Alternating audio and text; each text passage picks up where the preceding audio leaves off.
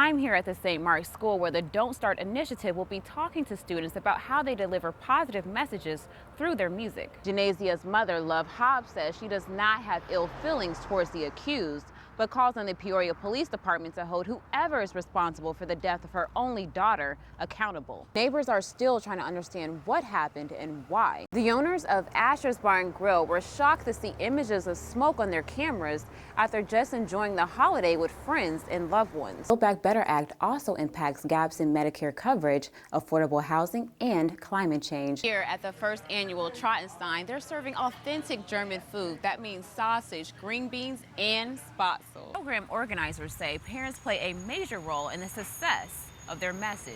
I wish I could do more, but I couldn't. I just never witnessed nothing like that close to me. A little after 5 Wednesday morning, the Peoria Fire Department was called to East Virginia Avenue, finding fire and black heavy smoke coming from the back of the home. Neighbors are still trying to understand what happened and why. I called the police first before I ran over there. I beat it on the door, and then I kicked the door. It still wouldn't come open. I ain't had no shoes on, so I didn't know if I was kicking too hard or I wasn't kicking hard enough, so it wasn't nothing I can do. Janasia Marie Hobbs died on the scene. Friends and family say the 24-year-old was energetic and a very sweet person. Hobbs was a CNA and a mother of 2. Her sister says she always put motherhood first, but family and neighbors also mentioned trouble at home with the man. Heard them screaming with each other, and she was getting away from them. I would see her getting away from him, being mean.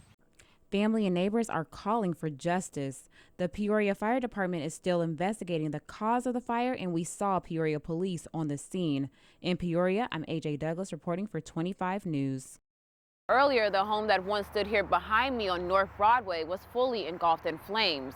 All residents made it out the home safely, but the Peoria Fire Department ordered an emergency demolition, making this home the 16th demolition order due to fire this year.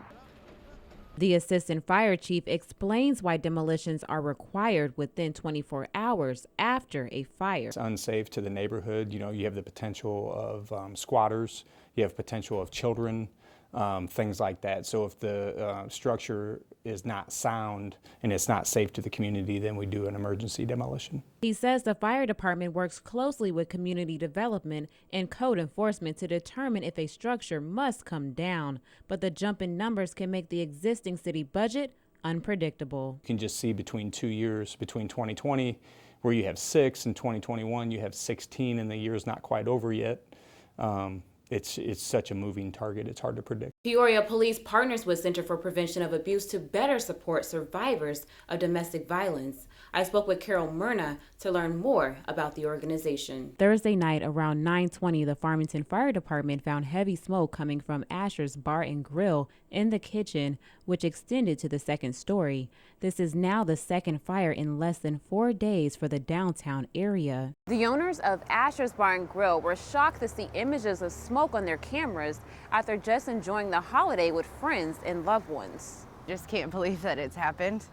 I mean, we poured our hearts and soul into this place. It was devastating. I mean, we were all just up here with our family and friends having Thanksgiving dinner earlier that day. She says they opened here in 2019, then dealt with the pandemic, but this fire currently puts them out of business. Had to open curbside carryout, but our community is great and we've been a thriving business. Farmington's fire chief says it took over 100 people to put the fire out.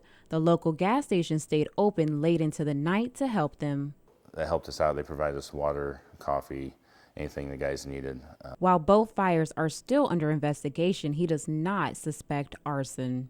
At this point, we have no indication that that's even a possibility. There's no foul play suspected at this time in either one of the fires.